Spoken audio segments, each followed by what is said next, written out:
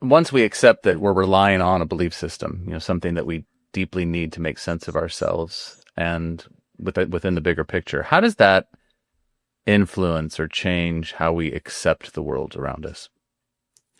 Well, I think that there are two things really that it's good to bring out here. One is to recognize we're never going to be able to completely understand our world, and that there are limits to what we're going to be able to find out about it.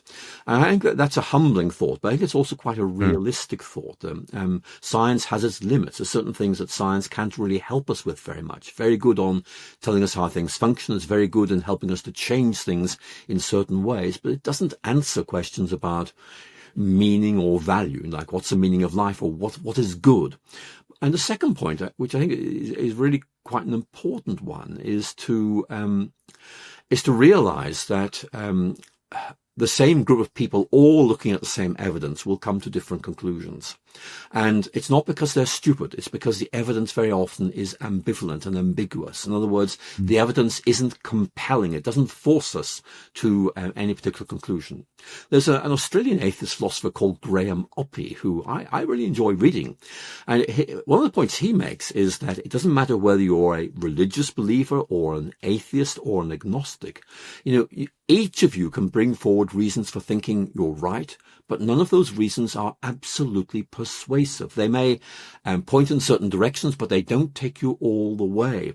And Oppy just says, look, I'm an atheist, but I know I can't prove that's right. So again, it just brings us face to face with reality, which is basically we just can't prove the key things that really matter. So either we delude ourselves and say, yes, we can, there are certainties, and anybody who disagrees with me is an idiot.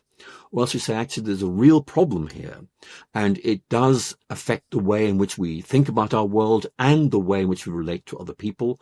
And what I try and make in this book is that actually it is good to acknowledge the limits of human thought processes, and in effect say there are certain things we can't answer definitively, but we can give partial answers that we think are right, and we can live with those.